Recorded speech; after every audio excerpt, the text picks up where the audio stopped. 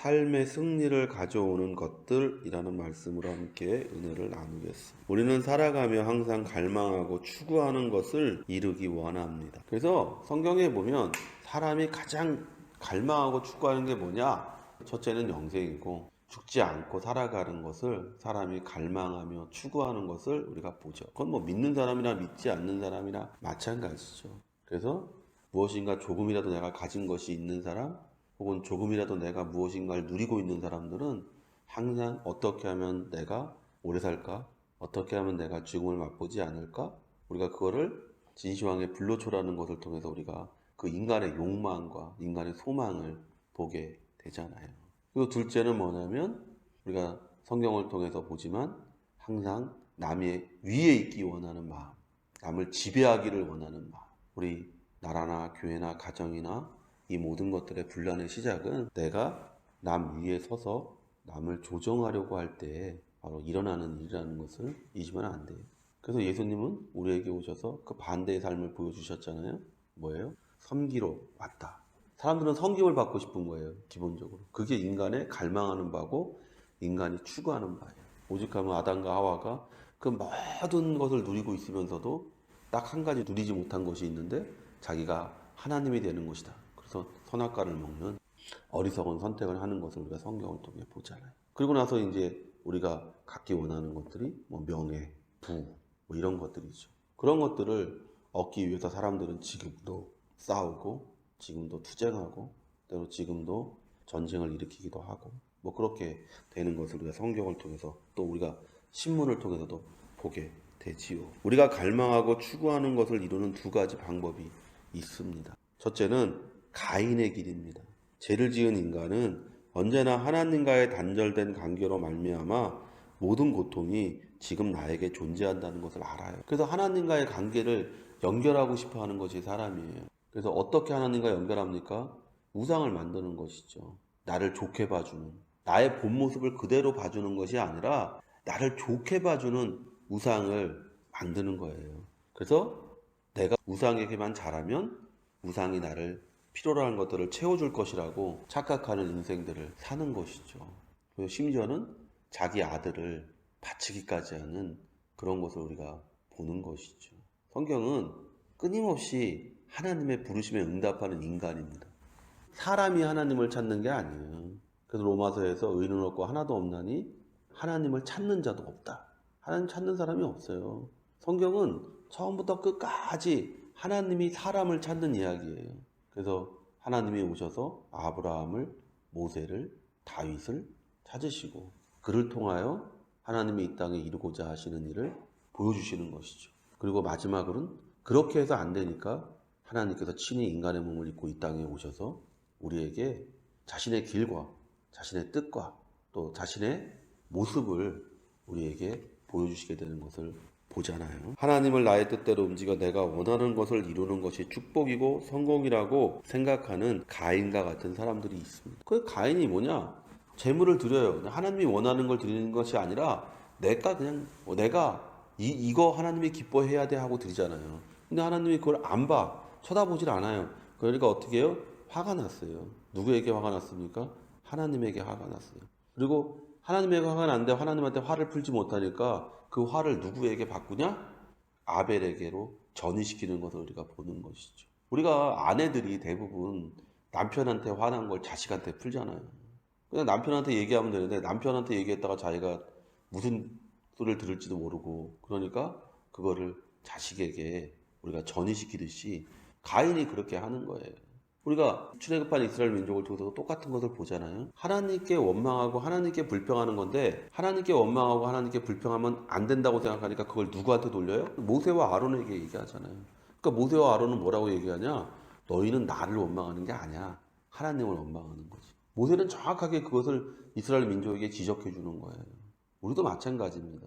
가인의 길을 가는 사람은 다 그렇게 길을 가요. 그래서 성공하지 못한 것을 환경 탓을 합니다.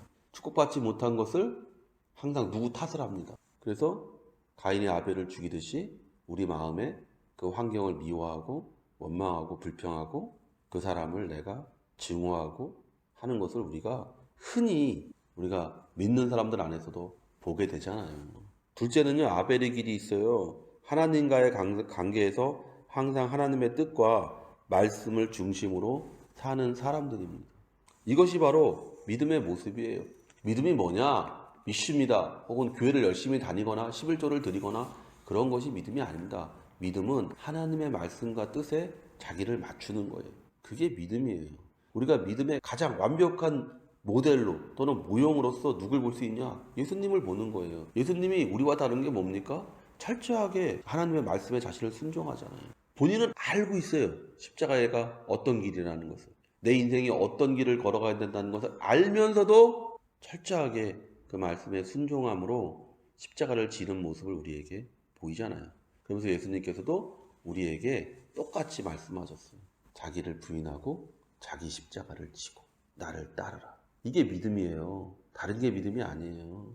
내 뜻대로, 내 원하는 대로가 아니라 하나님의 뜻대로, 하나님이 원하는 대로. 내가 좋은 것만 하는 것이 아니라 내가 싫어도 그것이 주어진 것이라면 짊어지고 주님을 따라가는. 히브리서 11장 4절에 믿음으로 아벨은 가인보다 더 나은 제사를 하나님께 드림으로 의로운 자라 하시는 증거를 얻었으니 하나님이 그 예물에 대하여 증언하심이라. 그가 죽었으나 그 믿음으로써 지금도 말하느니라. 우리가 히브리서 11장을 믿음장이라고 하는데 그 믿음장의 첫 번째 나오는 사람이 누구냐? 아벨입니다. 아브라함이나 다윗이 아니에요. 아벨이에요. 아벨. 왜? 여기 나오잖아요. 아벨은 가인보다 더 나은 제사를 하나님께 드렸다. 뭘로? 믿음으로. 믿음이 뭡니까? 자기를 부인하고 자기 십자가를 지고 하나님의 말씀에 순종하는 것이 바로 믿음이라면 아벨 그 첫 번째 가장 모형의 모습을 우리에게 보여주었다는 거예요.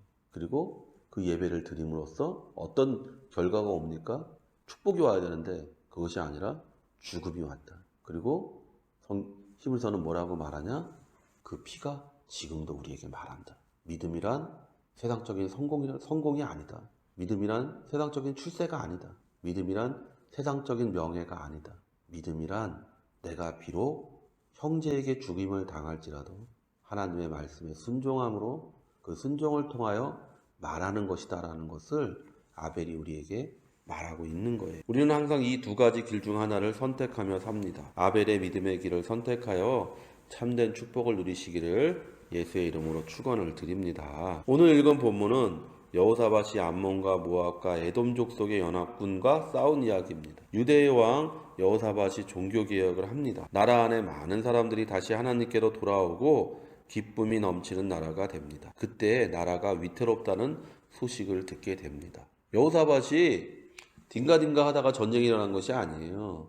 하나님을 기쁘시게 하기 위해서 성전을 수리하고 많은 사람들을 하나님에게로 돌아오게 했습니다. 그래서 예루살렘에 큰 기쁨이 임했어요. 근데 그때 전쟁이 일어난다는 이야기가 역대기 하에 기록되어져 있는 것을 보는 거예요. 보세요. 믿음이 뭡니까? 좋을 때 좋은 것이 아니라 나쁠 때 그럼에도 불구하고 내가 말씀에 순종하는 것이라는 것을 우리가 또 보게 되는 거예요. 왜냐하면 여호사밧이 그 아벨의 길을 따라갔다라는 거예요.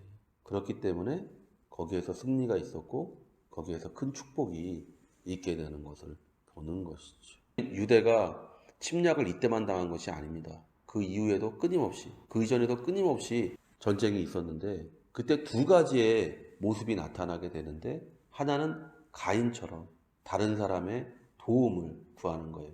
다른 나라에게 도움을 구해요.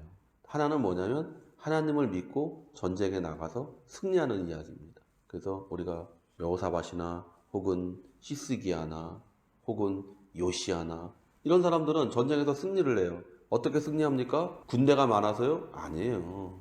아수르가 그 거대한 군사를 입고 예루살렘 성을 포위했을 때 히스기야가 나가서 싸워서 이긴 것이 아니잖아요. 하나님이 한밤중에 그 왕, 그 장군들과 그 병사를 10만 명이 넘는 병사들을 죽이심으로 그냥 히스기야가 꽁으로 이긴 거예요. 성경에는 그렇게 분명하게 기록되어져 있어요. 또 그의 아들 므낫세가 또 바벨론이나 이런 사람들이 둘러쌌을 때 그들은 어떻게 하냐? 그 돈을 가지고 다른 나라에 가가지고 주고 와서 우리를 도와달라고. 그래서 결국은 그들의 도움을 받냐? 못 받는다는 거예요.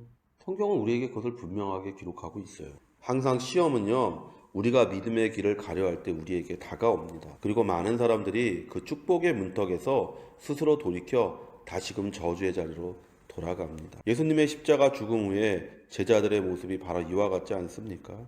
그들은 갈릴리로, 엠마오로, 그리고 다시금 예전의 모습으로 돌아갔습니다. 예수님이 죽었다는 얘기 들으니까 그들이 다 그냥 뿔뿔이 흩어지잖아요. 그들이 예수님에게서 얼마나 놀라운 것들을 봅니까? 이제 마지막 남은 고비, 그 십자가의 죽음 뒤에 3일 후에 있을 부활의 그 고비 앞에서 이들은 어떻게 하냐? 다 흩어져요. 믿음은 시험을 거쳐서 완성되는 것이지 그냥 믿음이 그냥 완성되는 것이 아니에요. 부활을 바로 앞두고 혹은 부활의 기쁜 소식을 듣지 못하고 세상으로 돌아갔습니다. 베드로전서 4장 12절에서 13절에 사랑하는 자들아 너희를 연단하려고 오는 불시험을 이상한 일 당하는 것 같이 이상히 여기지 말고 오히려 너희가 그리스도의 고난에 참여하는 것으로 즐거워하라. 이는 그의 영광을 나타내실 때에 너희로 즐거워하고 기뻐하게 하려 함이라. 베드로는 자신의 체험을 회상하며 이야기를 하는 거예요. 불시험 당하는 거, 그냥 시험도 아니고 불시험 당하는 것을 이상한 일 당하는 것처럼 여기지 말라는 거예요. 믿는 자에게는 당연히 그 시험이 따라오고 그 시험을 통해서 너희가 연단, 훈련을 받고 그 믿음이 완성되어지면 예수 그리스도가 나타나실 때에 너희로 즐거워하고 기뻐하게 하려 합니다라고 베드로가 얘기하잖아요. 시험은 우리가 믿음 안에서 제대로 살고 있다는 증거입니다. 유혹은 우리가 나태하고 안일하다는 증거예요. 성경은 유혹과 시험을 분명하게 나누고 있어요. 유혹은 내가 잘 되고 있을 때 주어지는 거예요. 내가 에덴에 있을 때 마귀가 와서 우리를 유혹하는 거예요. 내가 안일하잖아요. 내가 평안하잖아요. 그럴 때 마귀가 와서 우리를 유혹하는 거예요. 네 지금 평안함, 네 지금의 이 모든 좋은 복들, 이 모든 것들은 너의 능력으로 얻은 거다. 너의 힘으로 얻어진 거다. 너 수고 많이 했다. 너 고생했다. 그치? 내가 내 수고로 했지? 하나님이 도와주신 게 뭐가 있어? 내가 열심히 한 거지. 유혹은 그럴 때 와요. 시험은 어떨 때 오냐? 우리가 믿음 안에서 제대로 살려고 할 때 오는 거예요. 예? 내가 새벽에 일어나서 기도하려고 할 때 시험이 오는 거예요. 내가 하나님의 말씀을 읽으려고 할 때 시험이 오는 거예요. 내가 무언가 하나님의 일을 하려고 할 때 시험이 오는 것이지 그렇지 않고 시험은 오지 않아요. 마귀가 뭐 할 일이 없다고 여러분이 놀고 있는데 시험하겠어. 여러분이 기도도 안 하고 말씀도 안 읽는데 뭐하러 시험하겠어. 내 믿음은 다 악한 길로 가는데. 그럼 불시험을 어떻게 축복으로 바꿀 수 있을까요? 첫 번째, 하나님을 신뢰해야 됩니다. 너희 하나님 야훼를 신뢰하라. 그리하면 견고히 서리라. 시험은 결코 하나님을 이기지 못해요. 시험은 결코 하나님이 정하신 경계를 넘어 우리를 침범하지 못합니다. 그의 인자하심이 영원하도다. 그래서 우리가 창세기 1장에 보면 하나님이 바다를 다 모았어요. 그리고 땅이 드러나게 했어요. 그리고 나서 바다가 땅을 침범하지 못하도록 경계를 정하셨다는 거예요. 시험은요, 경계가 있어요. 우리가 욥을 통해서 분명히 보잖아요. 욥의 시험은요, 절대로 욥의 생명은 건드리지 못했어요. 절대로 시험이 우리를 끝까지 몰아붙이지 못합니다. 그래서 바울이 우리에게 뭐라고 얘기합니까? 시험을 당할 때 하나님은 우리가 감당하지 못할 정도의 시험이 오면 피할 길을 주신다. 그의 인자하심이 영원하도다. 우리의 어떠함이 우리를 축복으로 인도하는 것이 아니라 오직 하나님이 우리를 사랑하셔서 우리에게 복 주심을 믿고 뒤로 물러가지 않고 믿음으로 굳건히 서 있어야 될 줄로 믿습니다. 둘째로는요, 말씀을 붙드십시오. 그의 선지자들을 신뢰하라. 그리하면 형통하리라. 여호사밧은 하나님을 신뢰하는 것이 하나님의 말씀을 신뢰하는 것이라고 말합니다. 지금 풍정등하의 전쟁 앞에서 여호사밧은 하나님을 믿는 것이 곧 선지자가 전하는 말씀을 믿는 것임을 우리에게 말해줍니다. 그러므로 항상 말씀을 읽고 말씀을 붙잡고 기도해야 돼요. 복 받고 싶으십니까? 오늘 나오잖아요. 형통할 수 있는 유일한 방법은 뭐냐? 선지자들의 말을 붙드는 거예요. 신뢰하는 거예요. 하나님의 말씀을 붙드는 거예요. 어떠한 상황에서든지 어떠한 처지에서든지 어떠한 경우에든지 하나님의 말씀을 붙들고 흔들리지 않으면 우리의 삶에 형통함이 임하게 되는 축복이 나타나게 되는 거예요. 셋째로 기도와 찬양을 잊지 마십시오.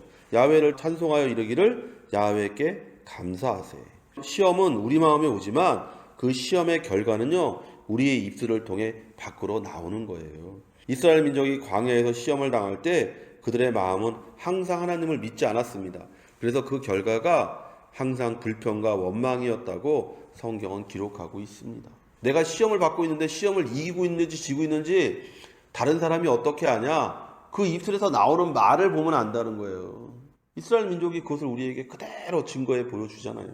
시험의 결과는 항상 우리의 입술을 통해 나오는 말로 판단된다는 것을 잊으면 안 됩니다. 그 사람이 어떠하면 그 사람의 말도 어떠한 거예요. 여호사밧이 전쟁터에서 두려움과 공포에 빠진 백성들의 원망과 불평을 막기 위해 찬양대를 앞세우는 것을 보십시오. 얼마나 두려운 마음이겠습니까? 얼마나 그 무서운 마음이겠어요. 아람 군대가 세 개의 그 나라가 뭉쳐가지고 유다를 침략하고 있는데 얼마나 두렵겠어요, 그 백성들이. 그러니까 앞에다가 찬양대를 세워서 찬양을 부르는 거예요. 두려우면 찬양하는 거예요. 무서우면 찬양하는 거예요. 백성과 더불어 의논하고 노래하는 자들을 택하여 거룩한 예복을 입히고 군대 앞에서 행진하며 야훼를 찬송하며. 시험을 축복으로 바꾸기 위해 우리는 찬양하고 기도하는 삶을 살아야 할 줄로 믿습니다. 여호사밧과 유다 백성이 전쟁에서 승리한 것처럼 우리는 하나님을 신뢰하고 말씀을 믿으며 항상 찬송과 기도로 감사를 드릴 때 시험이 축복으로 변하는 역사를 체험하게 될 줄로 믿습니다. 이와 같은 성도 되시기를 예수의 이름으로 축원을 드립니다.